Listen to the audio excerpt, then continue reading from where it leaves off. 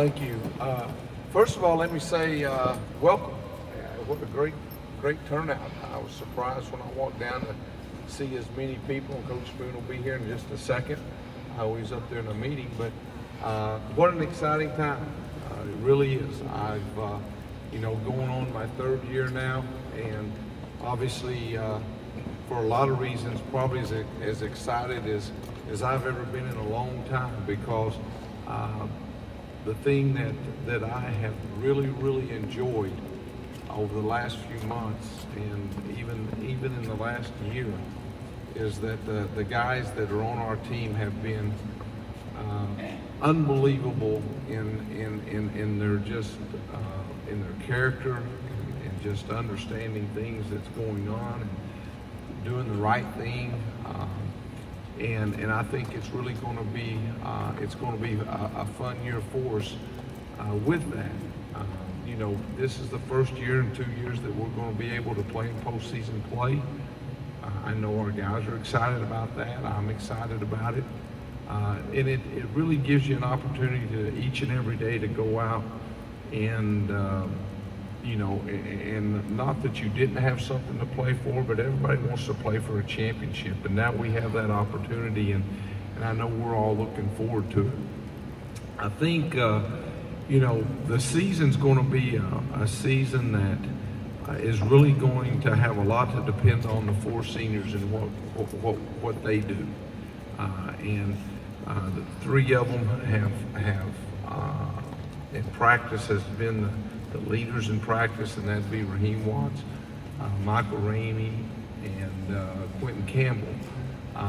And then Corey Price hasn't been able to practice yet. He had his knee scoped again last week. And, as most teams go, I think the season and the success that we have is going to have a lot to do with the success that those four guys have. And I know that as a coach, I couldn't be any more pleased with the preparation that they have put in to have a great year. I think all those guys had an unbelievable spring and a summer, and it's carried on into the fall.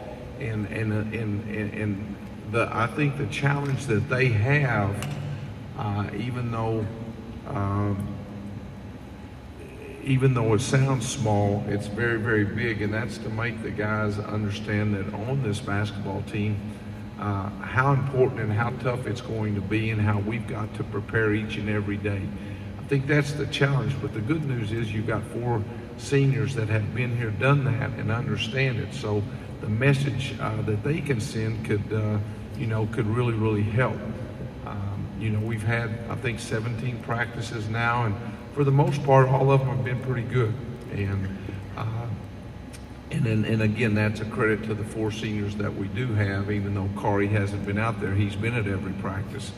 So some of the newcomers, I think, it's really, some of the newcomers are old comers, to be honest with you. Eddie Davis is a guy that's going to be in his third year, but actually still be a freshman that's had 2 tough years from injuries. But I think all of us have had the opportunity when Eddie's healthy. He's had good seasons for us. Kevin Holland, who played 2 years ago but is back now, he's going to add some leadership. And the thing about him is that each and every day he comes to practice and makes the guys better. I think some newcomers would be Bilal Rahim, who is actually a sophomore. And I think probably of all the players that's on the team, he's probably been the biggest surprise, not necessarily of what he's doing, but how quick he's picking up everything. He has a very high basketball IQ, and he's going to be able to help us probably sooner than later. And then you've got, obviously, Cortez Edwards, who's been here, Rob Thomas. All those guys are going to have an opportunity to contribute to our basketball team. So saying that, again, Corey Price is huge. I mean, there's no question about that. And I've never seen a player from the time he started this summer rehab, and in fact, as coaches, and Coach Weatherspoon was talking about it, he's never seen a player as dedicated to rehabilitation as Kari's been. It's just a matter of time, and he's going to give us a chance to come back. And then I really believe that those other 3 seniors are going to have great years. So looking forward to it. Who knows? Don't have any idea about how many games we're going to win, but I do know that the character that these guys have showed that we're going to compete each and every night. And I think if you do that, you stick with it, then we're going to win our share of games. So saying that, I guess we can open it up for some questions. All right. If you got a question, I'll bring the microphone to you so everybody can. You got one? All right. Sterling's got one right there. All right. So raise your hand there, Sterling. I'll bring the microphone to you there if you got one. Nice tie, Sterling. Thank you, Coach. Coach, you're praising all the leadership on the team, but what, I guess, can the coaching staff influence on the team right now in terms of leadership or qualities that the coaching staff has had, even with Clarence or other additions? Well, I hope the assistants bring a lot more than the head coach. No, and say that, we did have some change, and it's been good change. And one of the things that I really look forward to this season is getting some guys in here that really believed in Southern Miss and in everything that it stands for. And all the guys that we've added, have obviously got their strengths, and it's been good. Obviously, we missed the experience of maybe of what Jeremy had and Tom, but at the same time, the new guys have done an unbelievable job, and I look forward to, and I know the players have looked forward to continuing to work with them.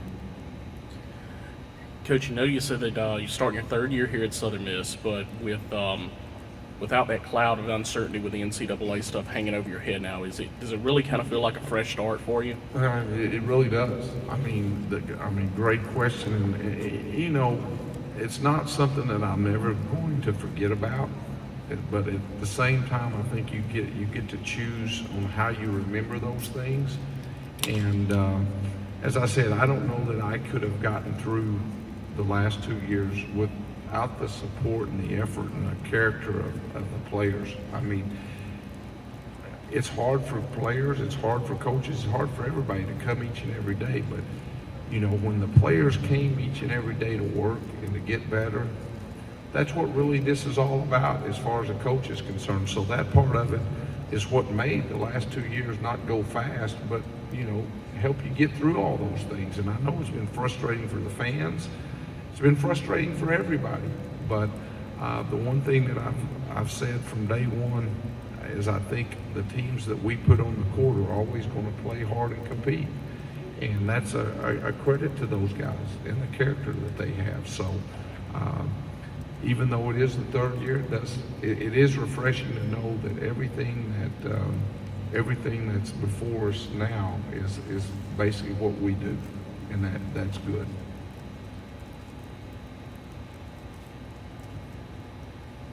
Anybody else? Doc, Alan's got one. Sterling, give Alan the mic there. Coach, you talked about Price being out of action right now. When do you expect him back? He had his knee scoped. I don't remember if it was Thursday or Friday or Wednesday. Maybe it was Wednesday. I don't know.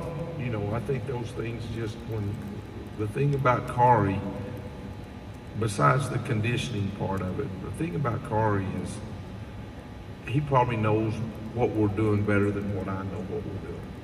And so the good news is he's not going to miss the mental part of it, obviously the physical part of it, because as all players, they want to, when they get out on the court, they want to be healthy to be able to compete at the level that they want to compete at.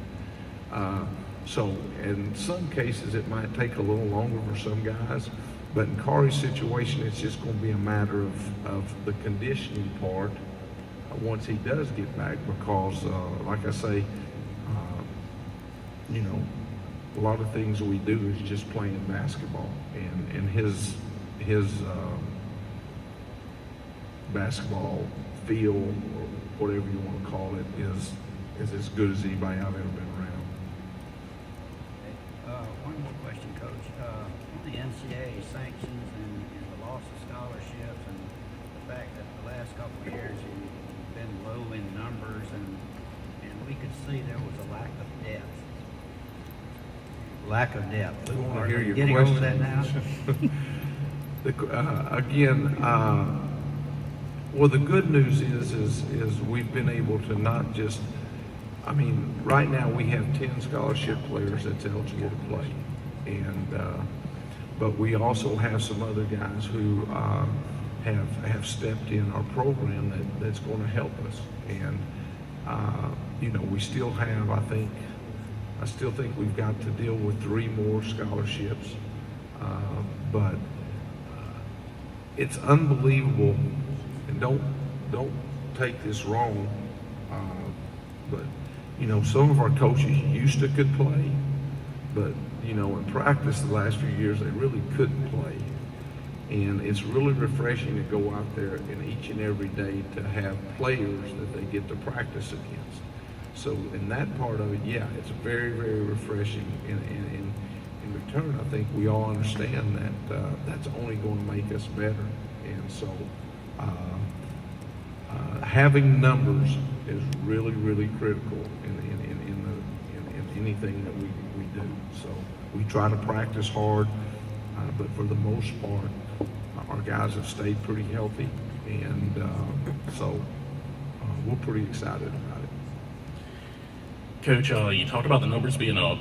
You've had guys transfer in, some transfer out, new coaches that added to the staff. Could you talk a bit about the overall chemistry inside the program right now? Yeah, again, I think a lot of that is a credit to our players. You know, you've got 4 seniors. Obviously, you do have, you know, 2 new assistant coaches on the floor with them, so that is new, getting used to how they are. But I think it's going really, really well. I really do. And so the thing about basketball, you're not dealing with 85, 90 players. You're dealing with, you know, in our situation right now, 17. And so you can do more things that kind of can bring guys together. You know, I thought it was an interesting deal that once Tyronn Lue took over the Cleveland Cavaliers, that they started having mandatory team functions from that point on, and the players and coaches felt like that was a big part of what, and it's what you're asking, and they're going to continue it. So I think the chemistry is really, really good, and I think the staff is obviously really, really good, and so I think it couldn't be any more smoother, I guess. Coach, talk about what went into your guys, the way you guys put together the schedule this season. A lot of high-profile names on there, and just talk about what went into that. Yeah. You know, I think every schedule is this time of year, every coach is going to say it's difficult and it's going to be challenging. And I think that's definitely, as we look right now, that's definitely going to be the case. So I like the schedule as if I was a fan. You know, I think there's going to be some really good basketball to come and watch the Golden Eagles play with. You know, you would like maybe an opportunity to get some confidence, and you know, obviously you got some challenges there that if you can be successful, then you could get that. And but I've always looked at the preseason schedule as one that gets you ready for the conference season. I've been on NCAA tournament teams that were a little bit above 500 with unbelievable challenging schedules, but it really got you ready for the conference season. And I think right now in Conference USA, we'd like to think that we're a 2-bid league.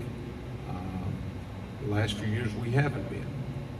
So I think as coaches in this league, we've tried to get some challenging non-conference games, and if our league can win some of those games, then it's going to give us a chance So being a part of this league, we're just trying to do our part in playing a very challenging schedule, and hopefully we can get some wins. And then when it comes March, then instead of just getting the conference champion in it, then you get 2 teams or maybe even 3 teams. I mean, so I think that's, you know, if I would have, I'd like to have a lot of, the players would rather play great teams every night. I understand that. But coaches would like to have a few more games in there where you can get some confidence and get on the road. But I like it. It's tough and it's going to be challenging, but it is what it is at this point. Time for maybe one more, Tim, if you. Yeah, hey, Coach. 17 on the roster right now. Are there some that are either going not to play either because of transfer rules, or when you're looking at that, that's a lot of folks and a lot of pieces or balls to kind of keep up in the air through the season? Especially the way we shoot. A lot going different ways. But no, Tim, we have 15 eligible at this time. And we've got 2 players that are for sure that are transfers that can't play. And then we've probably got some in that next 15, 10 through 15 that, you know, may redshirt. And I think the good thing is we understand that we want to win right now. This is the season that we want to win.